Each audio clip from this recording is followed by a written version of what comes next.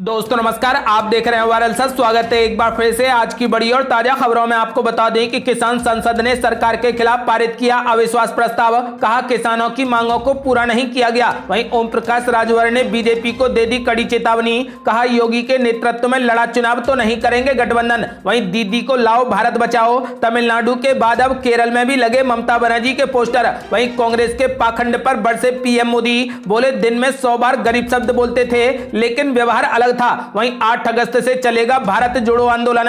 222 अंग्रेजी कानून खत्म कराने का ऐलान। वहीं ममता बनर्जी ने अब नए बिजली कानून के खिलाफ खोला बड़ा मोर्चा। वहीं एआईएमआईएम यूपी विधानसभा चुनाव में उतारेगी 100 प्रत्याशी। सपा पार्टी ने जताया मुस्लिम वोटरों के खिसक जाने का डर। वहीं दिल्ली पुलिस ने बढ़ाई लाल किले की सुरक्षा। मेन गेट पर खड़ी की लोहे की विशाल दीवार। वहीं यूपी के मुख्यमंत्री योगी आदित्यनाथ ने कहा कि राम हमारे पूर्वज थे जो नहीं बोलते जय श्री राम, उनके डीएनए पर होता है शक। वहीं पीएम मोदी और अमित शाह को जन प्रतिनिधित्व कानून के तहत अयोग्य ठहराने की मांग। और भी बड़ी खबरों को जानने के लिए वीडियो को लाइक कर दें, चैनल को सब्सक्राइब कर लें और घंटी बटन जरूर दबा दें। वहीं पहली बड़ी खबर है, किसान संसद ने सरकार के खिलाफ पारित किया अविश्वास प्रस्ताव। कहा किसानों की मांगों को पूरा नहीं किया गया।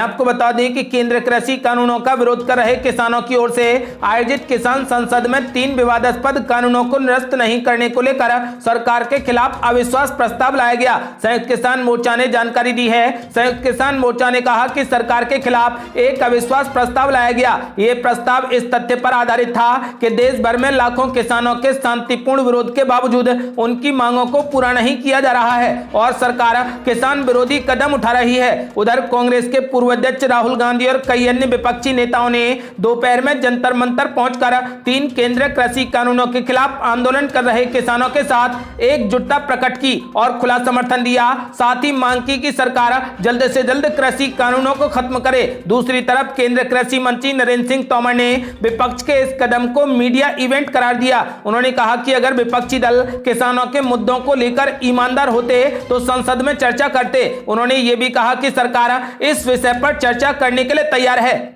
और ये बड़ी खबर, ओम प्रकाश राजभर ने बीजेपी को दे दी कड़ी चेतावनी। कहा योगी के नेतृत्व में लड़ा यूपी चुनाव तो नहीं करेंगे गठबंधन। ये आपको बता दें कि सुहेल देव भारतीय समाज पार्टी के अध्यक्ष ओम प्रकाश राजभर ने कहा कि अगले साल यूपी में होने वाले चुनावों के लिए बीजेपी भले ही उनकी सभी शर्तें मान ले, इसके बावजूद अगर बीजेपी ने योगी आदित्यनाथ के नेतृत्व में यूपी चुनाव लड़ा तो इसे गठबंधन नहीं करेंगे। राजभर ने कहा कि वे 27 अक्टूबर को पार्टी का स्थापना दिवस मनाएंगे और उसी दिन 2022 के विधानसभा चुनाव के लिए अपने फैसले की भी घोषणा करेंगे। ओम प्रकाश राजभर ने कहा कि वैसे तो बीजेपी से हमारा गठबंधन नहीं होगा। अगर बीजेपी ऐसा चाहती है तो उसे देश में जातिवार गणना, असामाजिक न्याय समिति की रिपोर्ट लागू करना, पिछड़ी जाति का मुख्यमंत्री घोषित करना, एक समान और अनिवार्य निःशुल्क शिक्षा जैसी शर्तें माननी होंगी। राजभर ने कहा कि प्रधानमंत्री नरेंद्र मोदी और गृह मंत्री अमित शाह जिस तरीके से मुख्यमंत्री योगी आदित्यनाथ की झूठी तारीफ कर रहे हैं उससे तो यही लगता है कि अगला विधानसभा चुनाव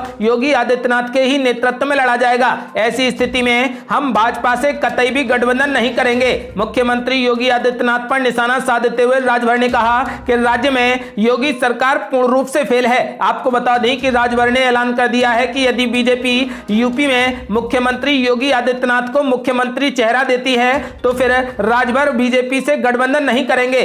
और ये बड़ी खबर, ममता दीदी को लाओ भारत बचाओ। तमिलनाडु के बाद केरल में लगे ममता बनर्जी के पोस्टर। ये आपको बता दें कि तमिलनाडु के बाद अब पश्चिम बंगाल की मुख्यमंत्री ममता बनर्जी केरल में लगे पोस्टर पर नजर आई। खास बात यह है कि इन चित्रों पर एक नारा लिखा हुआ है जिसमें ममता दीदी को चुनने और देश को बचाने की बात लिखी है। इसी तरीके के पोस्टर 70 के दशक में पूर्व प्रधानमंत्री इंदिरा गांधी के लिए भी लगे थे। वाम सत्ता वाले इस राज्य में मुख्यमंत्री ममता बनर्जी के पोस्टर लगना नया सियासी दृश्य से दिखा रहा है क्योंकि वे वामपंथ विचारधारा की बड़ी विरोधी हैं। साथ ही उन्होंने बंगाल से 34 साल पुराने लाल शासन को बाहर कर तृणमूल कांग्रेस की सत्ता दिलाई थी। केरल के एक वरिष्ठ पत्रकार ने कहा कि इसी तरीके के पोस्टर 1970 में आए थे।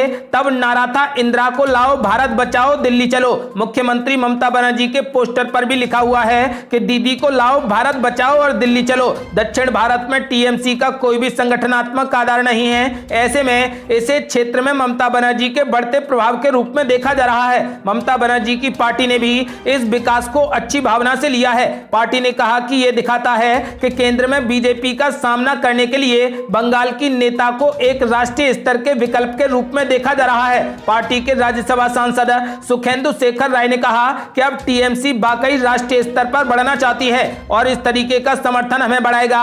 उन्होंने कहा कि ममता बनर्जी को आम आदमी और लोकतांत्रिक संस्थाओं के रक्षक के रूप में स्वीकार किया जा रहा है। आपको बता दें कि फिलहाल 2024 में होने वाले चुनाव में ममता बनर्जी प्रधानमंत्री पद की दावेदार हो सकती हैं। आपका क्या मानना है? क्या आप भी ममता दीदी को प्रधानमंत्री पद पर देखना चाहते हैं? अपनी राय हमें वीडियो लाइक कर कमेंट बॉक्स में जरूर दें।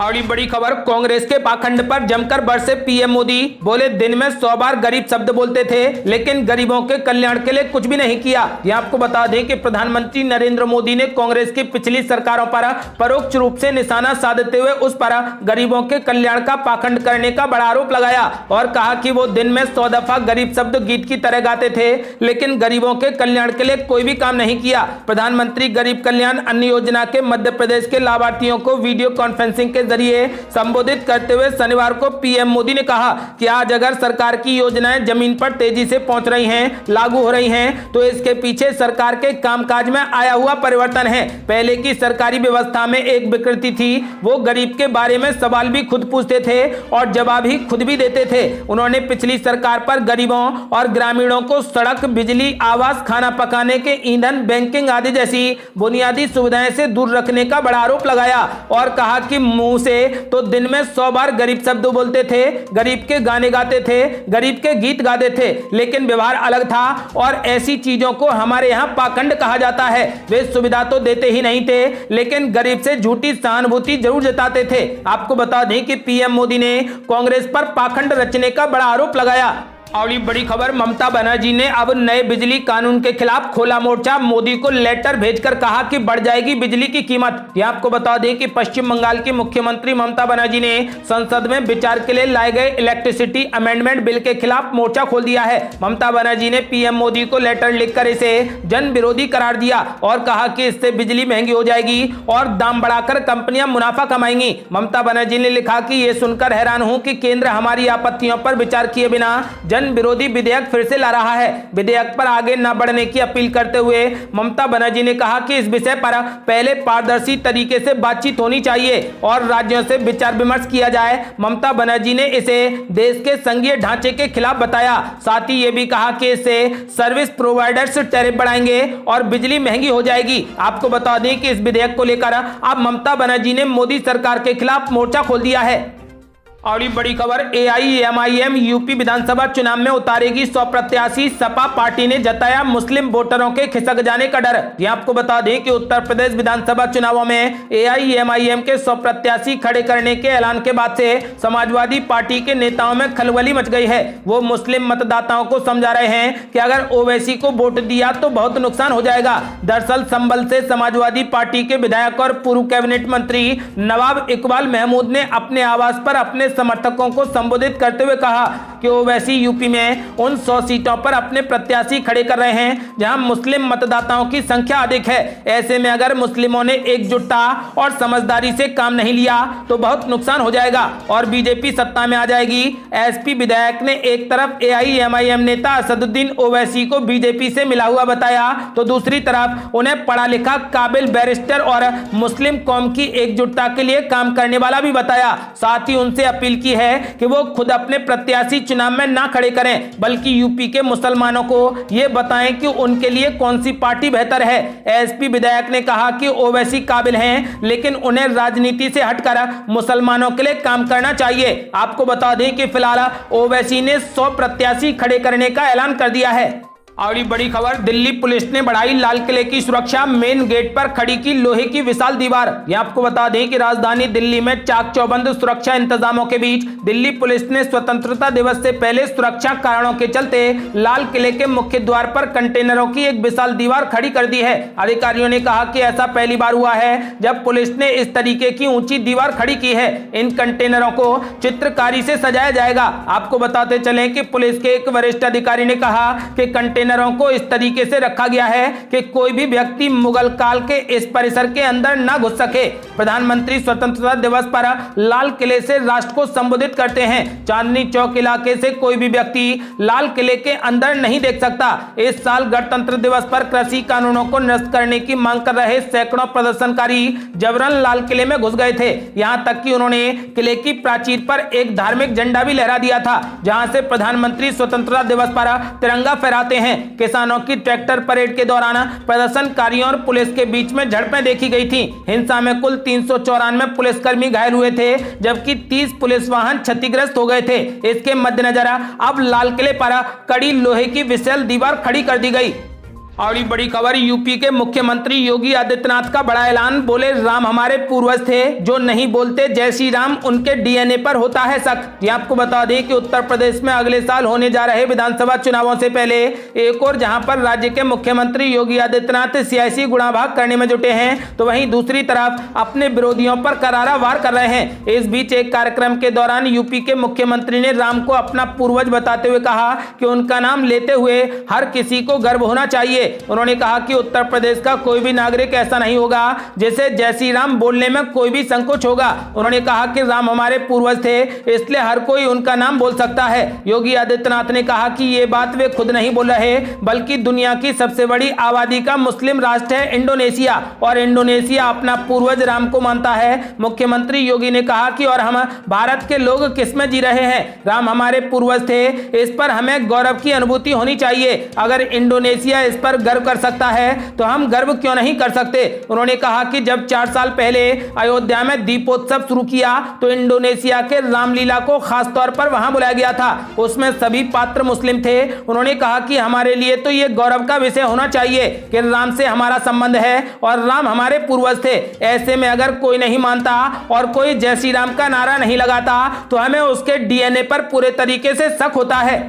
और ये बड़ी खबर, ओलंपिक में गोल्ड दिलाने वाले नीरज चोपड़ा को 6 करोड़ रुपए और क्लास 1 की नौकरी देगी हरियाणा सरकार। मुख्यमंत्री खट्टर ने किया बड़ा ऐलान। ये आपको बता दें कि नीरज चोपड़ा ने टोक्यो ओलंपिक में ऐतिहासिक प्रदर्शन करते हुए 121 साल के बाद गोल्ड जीत लिया है। उनके शानदार प्रदर्शन पर देश में जश्न मनाया जा रहा है। वहीं हरियाणा सरकार ने नीरज को 6 करोड़ रुपए देने का भी ऐलान कर दिया। इसके साथ ही उन्हें क्लास 1 की नौकरी भी दी जाएगी। वहीं 50% की छूट के साथ उन्हें एक प्लॉट भी दिया जाएगा। इस बात की घोषणा खुद हरियाणा के मुख्यमंत्री मनोहर लाल खट्टर ने की है। मुख्यमंत्री ने इस दौरान यह भी घोषणा की कि पंचकुला में एथलीट्स के लिए सेंटर ऑफ एक्सीलेंस भवन का भी निर्माण किया जाएगा। उन्होंने कहा कि अगर नीरज चाहेंगे तो वो इस सेंटर के हेड भी रहेंगे। आपको बता दें कि फिलहाल नीरज चोपड़ा ने भाला फेंक में गोल्ड मेडल हासिल किया है। आपको बताते चलें कि भाला फेंक में 121 साल के बाद भारत ने गोल्ड जीता है।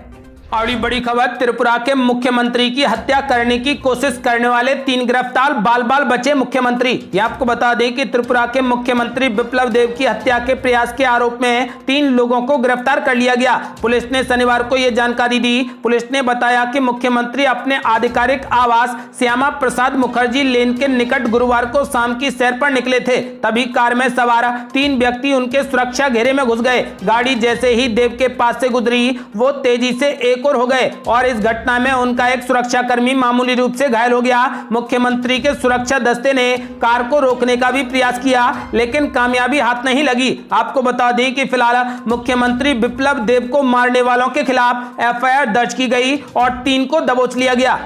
और बड़ी खबर, अकाली दल के नेता पर खुलेआम बरसाई ताबड़तोड़ गोलियां, मौके पर मौत। ये आपको बता दें कि पंजाब के मोहाली जिले में सुबह अकाली दल के युवा नेता को मौत के घाट उतार दिया गया। हमलावरों ने अकाली दल के नेता पर 20 राउंड फायरिंग की। अकाली नेता की मौके पर ही मौत हो गई। अस्पताल भी ले जाने का समय नहीं मिला। हत्या की यह खौफनाक वारदात सीसीटीवी कैमरे में कैद हो गई। ये घटना का वीडियो सोशल मीडिया पर तेजी से वायरल हो गया। आपको बता दें कि पुलिस ने कहा कि अकाली नेता विक्की मिडू खेड़ा पर लगभग 20 राउंड गोलियां चलाई गईं और गोली लगने से उनकी मौत हो गई। खुलेआम हत्या के बाद नकाबपोश हमलावर कार में बैठकर मौके से फरार हो गए। पुलिस ने कहा कि मिडू खेड़ा को नजदीकी अस्पताल ले जाया गया, जहां उन्हें मृत घोषित कर दिया गया।